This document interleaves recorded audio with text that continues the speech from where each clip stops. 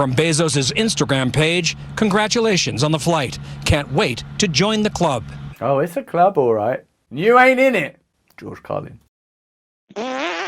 Branson's going to space, Musk's going to space, Bezos is going to space. I tell you who ain't going to space, you ain't going to space, but you are paying for other people to go to space in a variety of ways. Why is it so hard to see that these events that are presented as heroic endeavours actually have a very negative impact on ordinary people? Why does the media corroborate these dangerous new myths around billionaires, entrepreneurs, geniuses flying out into space, when actually, don't you remember, people were going to space ages and ages ago? Yuri Gagarin, that was like 60 years ago. So what are we being told? What are we not being told? And what does the return of the space cowboy mean for ordinary folk like you and me? He has set many global records. This was Richard Branson's attempt to achieve galactic ones. Straight away, we're off. Richard Branson in a spacesuit, in sunglasses. There's no question that Richard Branson is a very intelligent person and a great business person. Rather than critiquing individuals, Bezos, Branson, Musk, let's look at the systems that underwrite their success and the way that this information is given to us. Because what we're being told and what we're being presented here is an intrepid and ingenious man. That might be true. But what's also true is that Richard Branson, hardly any time ago, was lobbying for a 500 million corporate bailout for Virgin at the start of the pandemic. Do you remember that? And do you remember that Virgin Care sued the NHS last year after it lost out on an £82 million contract to provide children's health services in Surrey? Oi, you won't let us provide children's health services? We're going to sue you because we love children that much. I'll see you in court. Also, it's worth remembering that Virgin Care paid no corporate tax in the UK. Healthcare campaigner Dr. John Lister accused Branson's Virgin Healthcare Group of playing a parasitic role in the NHS, fragmenting services and poaching NHS-trained staff and undermining nearby NHS trust. So you have to look at the totality of this story. The way that these endeavours are funded is in part through the evasion of corporate tax, through lobbying to change government policy and avoiding the kind of responsibilities that if you tried to avoid it, you wouldn't be going to space. You'd be in a different kind of shuttle altogether, shuttled off for 10 to 20. His walk to the VSS Unity rocket ship, the steps of a man on the cusp of a lifetime's dream.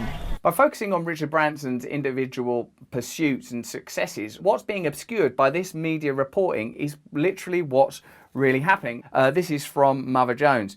Like fellow billionaires Jeff Bezos and Elon Musk, who have recently captured headlines for their own privately financed space programs, Branson runs a very big business. He's been trying for 2 decades to get a space tourism endeavour to get off the ground, catering mainly to people like him, the extremely wealthy. Musk will charge $55 million to take a passenger to the International Space Station, and Bezos will charge $28 million, but will also sit next to the paying passenger himself. Fucking hell! Listen, I accept $28 million. Is a lot of money. Cozy up, buddy boy. It's worth every penny. Can I pay another $5 million to touch your leg? Go on, put it there. You can have this one for free. For all their iconoclasm and daring-do and technical wizardry, Musk, Bezos and Branson are accomplishing their takeover of a government space program the same way their rivals in the defence industry have always done it, by lobbying. So they're taking control of government policy through lobbying. Another one of those things that don't you think should just be banned? Like, don't have lobbying anymore.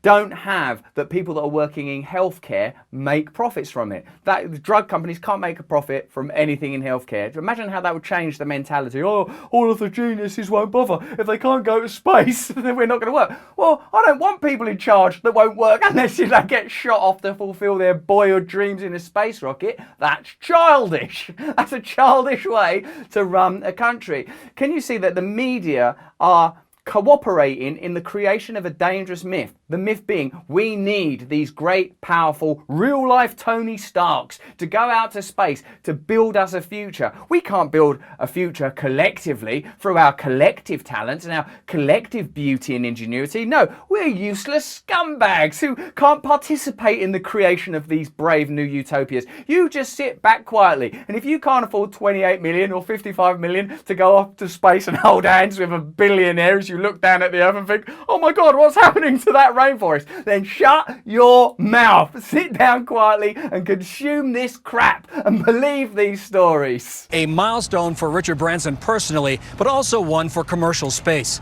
The emerging market of space tourism has a genuine success story. Oh, that's nice. Thank God for space tourism. Don't worry that we've got all manner of ecological crises to deal with. Inequality, poverty, division, fragmentation. No matter who you are, how you identify, or what group you feel like you belong to, baffled and crushed under the pervasive pressure of living under lies and faith-based illusory economic systems. Don't worry about that, because the commercial space business is booming. And all it took was for the companies involved to not have to pay any corporate tax, for governments to create policies that advance them, and for space programs that were sort of once a matter of national pride to be abandoned and lost. Sir Richard Branson, astronaut. With his new astronaut wings, Richard Branson was back on the ground, but over the moon. His space triumph, part bucket list, part marketing bonanza. You're being encouraged to be an idiot. That's what I think offends me most of all. I'm offended by the invitation to idiocy. I'm offended by the way that I'm being given this information like I'm a little dumb child. And in fact, let's face it, in most educational institutions and certainly through media, these ideas are embedded so that you have to sort of grasp at and personally conjure a kind of critical ability so that when you see this stuff, you're not swept up in it. Richard Branson, for all I know, might be a really, really nice person with good intentions. In fact, my spiritual beliefs lead me to believe that all people are. But the idea that we're invited to celebrate the individual triumphs and potential commercial triumphs of a small group of people, while there are so many problems in the world that need immediate addressing and so many potential solutions that are being continually ignored precisely so we can continue to bolster these narratives. It's offensive. We ought to be offended by it. Whatever it is that makes you want to mobilise and get out on the street and wave a placard and create new systems and resist the current ones, surely we can all join together in understanding that we have more in common with one another, no matter what cultural or ideological differences we might have, than we do with the people that are actually making decisions. And what bothers me most of all is this is a sort of a potent punch in the face to sort of elicit kind of ongoing idiocy, to keep you punch drunk on dumb, stupid myths, presenting you with like space travel as a solution. What a day, what a day, what a day, what a day. Takeoff to touchdown, the roughly hour-long flight seemed picture perfect, about the size of an executive jet. Yeah, executive jet size, is it good? Yeah, like, oh yeah, for when you're in it. Look, I ain't lying to you. I've, like a person that's lived privileged lifestyles, I'm born in a normal house, in a normal background, but I've been on private jets and stuff like that before. And perhaps I speak from a position of privilege in so much as that I have been near this stuff and experienced this stuff and met these people. And I'm here to tell you, this isn't the answer for individuals, it's not the answer for a culture. All of us, including perhaps Richard Branson himself, are being invited to engage in a mad illusion when perhaps collectively together we could create actual solutions. And those solutions might not involve going in an executive jet looking at a planet. That's a place I won't pay tax in. Oh, there's another place I lobbied for privileges in. Unity carried Branson and 5 other people. Release, release, release. At roughly 45,000 feet, this spectacular image. It's like a marketing exercise. It's got Virgin written on its belly, you know. The news are cooperating in a marketing exercise for big business. That's all that's happening. How can you trust the same news when they tell you anything? They're plainly showing you what their agenda is, who their alliances are with, what incentivizes them, what their imperatives are. So how can you trust them? You know, look, an advert will crop up somewhere during this video, you know, that'll be for whatever random thing the algorithm slings your way. I accept that as part of reality and the limitations within which we live. But when we are trying to evolve and sculpt new ideologies, let's do it with a clear head, not drunk on the bamboozlement of billionaire bonanzas booting off into space just for an advertising opportunity. Welcome to Space, Unity 22. For several minutes, everyone inside experienced microgravity mega thrills. That does look like a laugh, and I would like to experience zero gravity, but on the list of priorities, I read somewhere, my missus read it actually, and told me the money people are spending on their hobbies could solve poverty in America. So, like, whilst it does look fun to float airlessly, here I am floating in a tin can, to live out the lyrics of Major Tom, I'd rather live out the lyrics of Imagine. I'd rather live out the lyrics of greater ideals. Like, whilst this is being presented as the vanguard, as ingenuity, as exploratory, this is chimpanzee idiocy. Hey, look at what the alpha chimps are doing. These are floating in space, baby. Can I get something to eat? I'm afraid there's no money. There's no money for any actual food. But up there, while you're delirious with hunger, eyes rolling back in your head, comfort yourself with the knowledge that somewhere 56 miles above your head, there's a space wanker having the time of their lives. To all you kids down there, I was once a child with a dream. To the next generation of dreamers, if we can do this, just imagine what you can do. Very little, because all of the money and resources is being hoovered up into a capsule, a vacuum of power held in privilege. Note the casting of the astronauts to distract you from that truth. Capitalism, whatever it may be, is not an opportunity for everybody. I'm not like a let's all go and be Soviet-style communists. This is what I suggest, that you have power and possibility in your life, that you remove the privileges that allow this kind of stuff to happen. The lobbying, the avoidance of payment of tax. That's it. Like, just those things. In a sort of a free capitalist, encourage entrepreneurs and geniuses to do their thing. Okay, well, can they still do it if they pay tax and if they're not allowed to lobby and influence government policy? So the ordinary children that are being addressed in this mad piece of PR do have possibility and opportunity. Like, how about saying from space, to all you children down there for whom we provide health services in Surrey, we're going to be suing the NHS and not paying any corporate tax.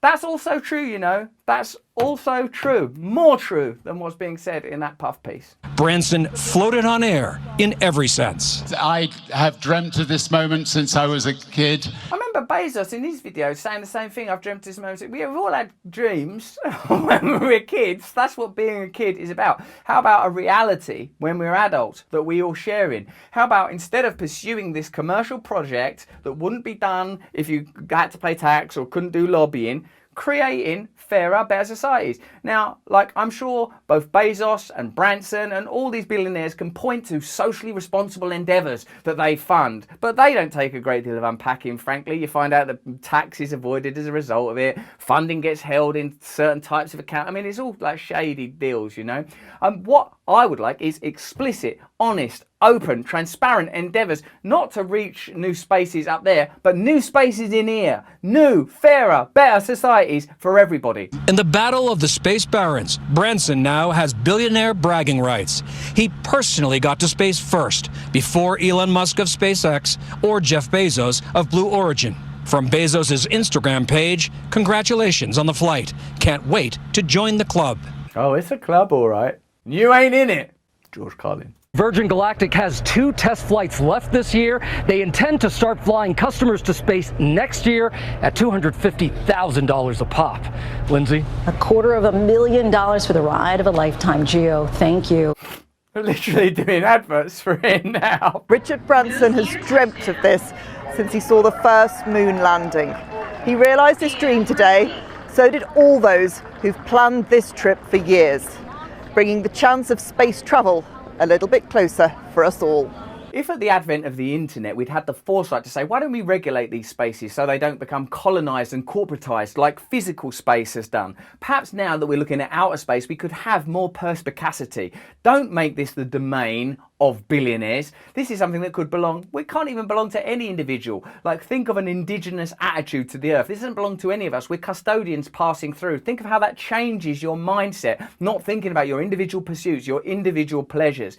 This is a war for consciousness that's taking place. It's already been won in the online spaces. It's already dominated by corporate power. It's already been colonized, and there are ways perhaps of resisting that, but it becomes increasingly difficult. So this space stuff, even though it seems seems quite frivolous and jaunty and joyful. It's actually the privatization of the future, the privatization of exploration and new terrains belonging to, you know, and for all of the conversations that are going on around identity politics, just note a few key details about the three people that are off into space right now. If you liked that video, please press like, comment below, keep the conversation going, be nice to one another, subscribe to my mailing list and learn about all the stuff I'm up to. Like every single week on Luminary, I do a podcast where I talk to an expert or an academic about deep stuff, really get into it. Similarly, I do a meditation over on Luminary as well, so you can keep your head together for all this stuff. If you want to do these things for free, Awakening, my side channel here on YouTube, does meditations and deep well-being related content